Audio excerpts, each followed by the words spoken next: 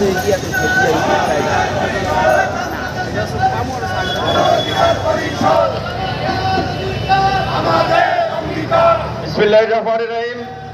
আজকে গণ অধিকার পরিষদ ঢাকা মহানগর কর্তৃক আয়োজিত গণহত্যার বিচার এবং গণহত্যাকারীদের রাজনীতি নিষিদ্ধের দাবিতে এই বিক্ষোভ সমাবেশ। ইতিমধ্যেই আমাদের মহানগরের নেতৃবৃন্দ, কেন্দ্রীয় নেতৃবৃন্দ বক্তব্য রেখেছেন। আমার বক্তব্য অল্প সময়ের মধ্যেই শেষ করব। তারপরে আজকের যে বিক্ষোভ সমাবেশ শেষে গণমিছিল অনুষ্ঠিত হবে, সেই মিছিলটি আমাদের উপস্থিত নেতৃবৃন্দকে সুশৃঙ্খলভাবে সম্পন্ন করার অনুরোধ জানাবো। যেভাবে বলা হয়েছে, প্রথমে কেন্দ্রীয় নেতৃবৃন্দ, পরে মহানগরের নেতৃবৃন্দ, পরবর্তীতে বিভিন্ন ইউনিটের নেতৃবৃন্দ। যে যে ইউনিটের সাথে এসেছেন ওই ইউনিটের সাথে থাকবেন। মিছিলটা সুশৃঙ্খলভাবে অল্প সময়ের মধ্যে শেষ করবেন।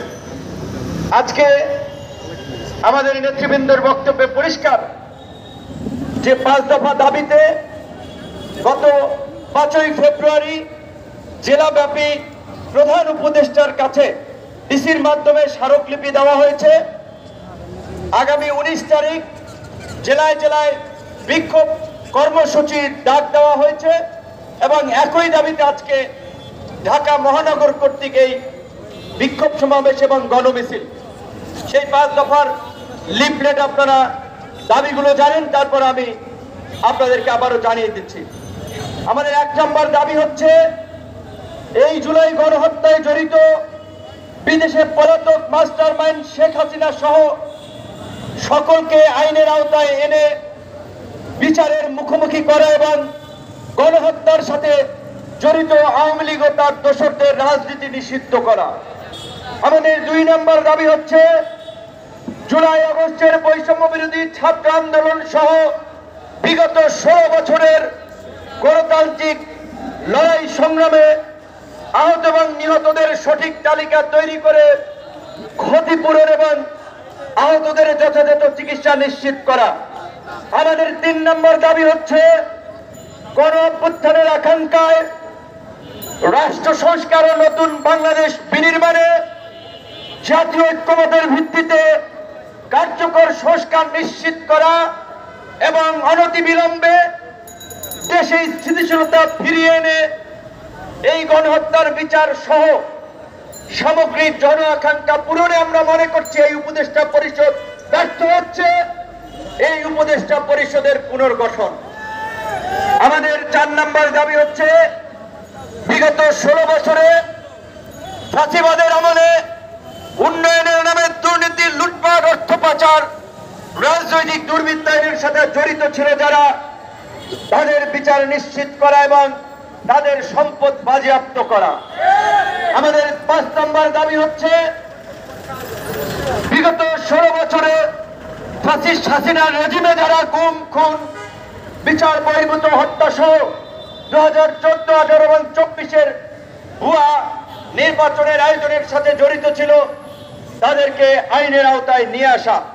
আমরা খুব আশ্চর্যভাবে লক্ষ্য করেছি, গণ অভ্যুত্থান পরবর্তী বিপ্লবী সরকার নিয়ে জনগণের আকাঙ্ক্ষা থাকলেও এই সরকারের মন্থর গতি, এই সরকারের সিদ্ধান্তহীনতা এবং একটা সিন্ডিকেটের সরকার গঠিত হয়ে জন আকাঙ্ক্ষা পূরণে তারা ব্যর্থতার পরিচয় দিচ্ছে।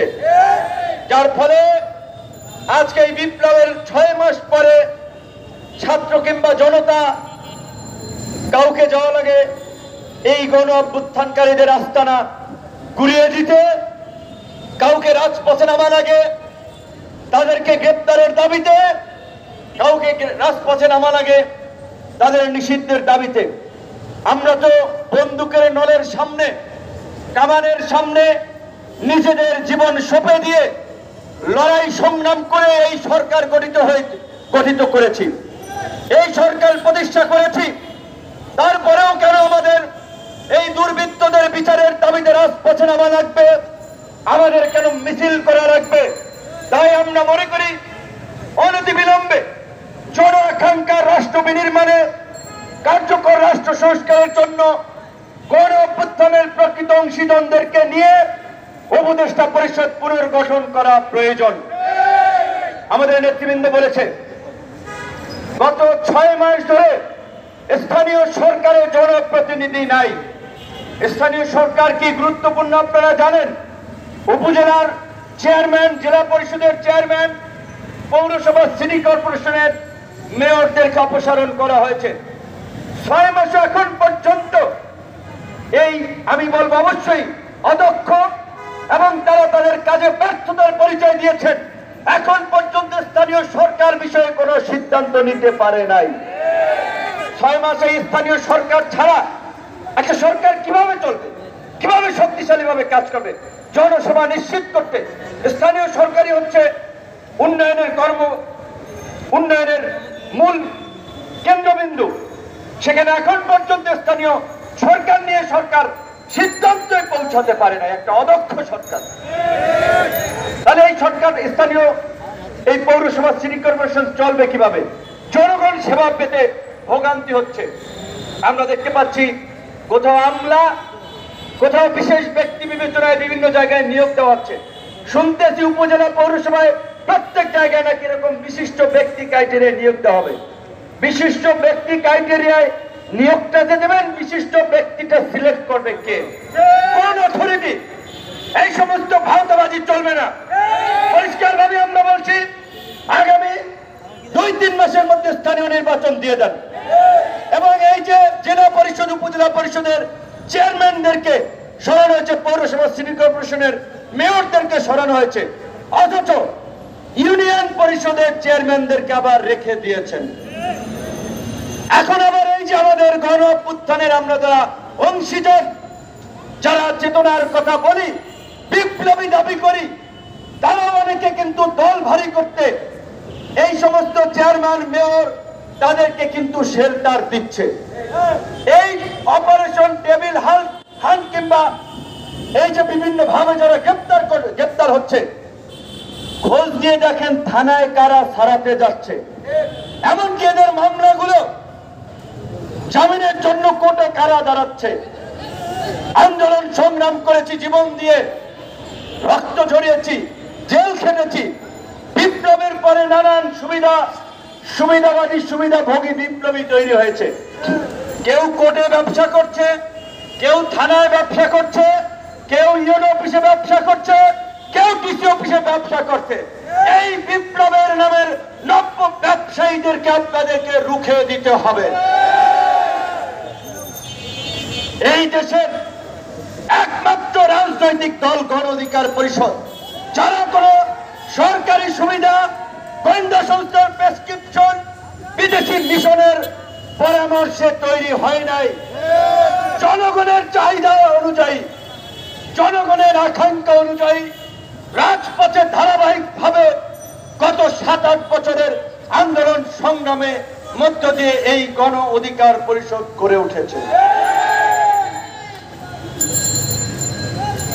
কাজে আমরা মনে করি আজকে জন আকাঙ্ক্ষা পূরণে এই ভাওতাবাজি এবং ভণ্ডামির রাজনীতির মুখোশ উন্মোচন করার জন্য এবং ফ্যাসিবাদী শক্তি নির্মূল না হওয়া পর্যন্ত গণ অধিকার পরিষদকে রাজপথে সোচ্চার ভূমিকা পালন করতে হবে। তাই আগামী 19 তারিখের জেলাব্যাপী কর্মসূচিতে লিফলেট এবং গণসংযোগের মাধ্যমে দেশবাসীকে কানেক্ট করে পরবর্তীতেও নিষিদ্ধের জন্য প্রয়োজনে আমরা টানা অবস্থান কর্মসূচি এই ঢাকায় পালন করব। কিন্তু আমাদের পরিষ্কার কথা, আওয়ামী লীগ নিষিদ্ধের প্রশ্নে গণ অধিকার পরিষদ আপোষ করবে না। প্রয়োজনে যারা আপোষ করবে আমরা তাদের বিরুদ্ধে দাঁড়াবো। ভোটের রাজনীতির জন্য আপোষ করবেন, ব্যবসা বাণিজ্য ধান্দাবাজির জন্য আপোষ করবেন। এই আপোষ যারা করছে, গণমাধ্যমের ভাই বন্ধুদেরকে বলবো, আপনারা এইগুলা নিয়ে একটু খবর প্রকাশ করেন। আওয়ামী লীগের নেতারা বিভিন্ন ব্যাংকের পরিচালক ছিলেন, চেয়ারম্যান ছিলেন, বিভিন্ন আর্থিক প্রতিষ্ঠানের দায়িত্ব ছিলেন। এই গণ অভ্যুত্থানের পরেও তবিয়াতের থেকে চেকের মাধ্যমে বিভিন্ন ব্যক্তিকে ব্যবহার করে হাজার হাজার কোটি টাকা উঠিয়ে নিয়ে গেছে। আপনারা জানেন, এই খবর তো আম জনতা আমরা রাখি না। টাকা তারা উঠিয়ে নিয়ে গেছেন, অন্যদেরকে কমিশন দিয়েছেন। এই কমিশন বিভিন্ন স্তরে ভাগ বাটোয়ারা হয়েছে। কাজেই আওয়ামী লীগকে নিষিদ্ধের নামে কোনো আইওসমূলক পদক্ষেপে আমাদের সমর্থন দেওয়া যাবে না। আমাদের অবস্থান হচ্ছে আওয়ামী লীগ নিষিদ্ধ না হওয়া পর্যন্ত গণ অধিকার পরিষদ সারা দেশে আন্দোলনের পাশাপাশি রাজপথের কর্মসূচিতে থাকবে। এবং আমরা একটা কথা বারবার মনে করিয়ে দিতে চাই, এই জাতি বড় দুর্ভাগা, এই জাতি বড় অভাগা, এই জাতির কৃষক শ্রমিক মেহনতি মানুষেরা, এই জাতির বীর সন্তানেরা ইতিহাসের দেশের সংকটে বারবার বুক চিতিয়ে লড়াই করেছে, জীবন দিয়েছে, কিন্তু পরিবর্তনের সুফল ভোগ করেছে কোটি কয়েক উঁচু তলার লোকেরা। এই বিপ্লবের পরে তাই হতে যাচ্ছে। এই যে 24 জনের উপদেষ্টা পরিষদ, এমন উপদেষ্টা আছে যাদেরকে গত 16 বছরে অন্তত 50টা প্রোগ্রামে দাওয়াত দিয়েছিলাম, আসেন আপনারা একটু কথা বলেন, ফাঁসিবাদের বিরুদ্ধে আওয়াজ তুলেন, মানুষ সাহসী হবে। তারা কিন্তু সিস্টেম করে চলেছে, একটা কর্মসূচিতেও আসে নাই। এমনকি তাদের মধ্যে অনেকে আওয়ামী লীগের ব্যবসায়ী থেকে শুরু করে প্রশাসনে থাকা এই ফাঁসিবাদের দোষরদেরকে শেল্টার দিচ্ছে। তাই আমরা বলছি এই উপদেষ্টা পরিষদ অবশ্যই পুনর্গঠন করতে হবে। নির্বাচন নিয়ে এত অস্থিরতার কিছু নাই বন্ধুগণ। নির্বাচন করবেন, প্রস্তুতি নেন, মাঠে থাকেন, সংগঠন করেন, কিন্তু পৃথিবীর ইতিহাসে স্বাভাবিকভাবেই এরকমের গণ অভ্যুত্থান, গণ বিপ্লবের পরে পরাজিত শক্তির অস্তিত্ব বিপ্লবীরা রাখে না।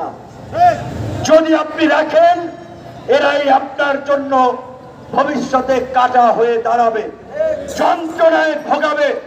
কাজেই আওয়ামী লীগ নিষিদ্ধের জন্য অন্যান্য রাজনৈতিক দলকে আমরা অনুরোধ করব, আওয়াজ তুলেন। নির্বাচন নিয়ে যত আওয়াজ দেখি, আওয়ামী লীগের বিরুদ্ধে তত আওয়াজ দেখি না। এবং নির্বাচনের আগে অবশ্যই কাঙ্ক্ষিত সংস্কার করতে হবে। শুধুমাত্র একটা নির্বাচনের জন্য, কাউকে ক্ষমতায় বসানোর জন্য, কাউকে এমপি মন্ত্রী কাউন্সিলর মেয়র বানানোর জন্য, কারো অবৈধভাবে টাকা পয়সার মালিক হওয়ার জন্য এই দেশের সাধারণ মানুষ বন্দুকের নলের সামনে দাঁড়াইয়া যুদ্ধ করে নাই, জীবন দেয় নাই। সংস্কার করতে হবে। অবশ্যই সেই সংস্কার হবে জাতীয় ঐক্যমতের ভিত্তিতে। আজকে জাতীয় নির্বাচনের মতো একটা বড় কর্মযজ্ঞ করার জন্য এই প্রশাসন কতটুকু ফিট আমরা জানি না। তার জন্য জাতীয় নির্বাচনের আগে স্থানীয় নির্বাচন দিয়ে আমরা প্রশাসনের ফিটনেস পরীক্ষা করতে পারি। আমরা প্রশাসন এবং নির্বাচন কমিশনের নিরপেক্ষতা যাচাই করতে পারবো। তাই জাতীয় নির্বাচনের আগে স্থানীয় নির্বাচন দেওয়াটা আমি মনে করি এইটা একটা ভালো পদক্ষেপ হতে পারে। একই সাথে আমরা সরকারকে আবার অনুরোধ করব, আপনারাই বলেছেন সংস্কার কমিশনগুলোর প্রতিবেদন দেওয়ার পরে জাতীয় ঐক্যমত প্রতিষ্ঠা করে আপনারা সেগুলো বাস্তবায়ন করবেন। সংস্কার কমিশনগুলোর প্রস্তাব ইতিমধ্যেই প্রধান উপদেষ্টার টেবিলে আগামীকালকে সমস্ত রাজনৈতিক দলকে নিয়ে জাতীয় ঐক্যমতের সংলাপের ডাক দেওয়া হয়েছে। আমি প্রধান উপদেষ্টা সহ সরকারকে বলবো, ওই সংলাপ থেকে আপনারা এই জনআকাঙ্ক্ষার বাংলাদেশ বিনির্মাণে রাষ্ট্র সংস্কারের জন্য আগামীতে 1 বছর হোক, 6 মাস পরে নির্বাচন হোক, সেই নির্বাচনের পূর্ব পর্যন্ত জাতীয় ঐক্যমতের সরকার প্রতিষ্ঠার ঘোষণা দিন। যেহেতু মিছিল করবে, বক্তব্য রং হয়ে গেছে অনেকেরই, এখন আমরা মিছিলটা শুরু করতে চাই। ধন্যবাদ।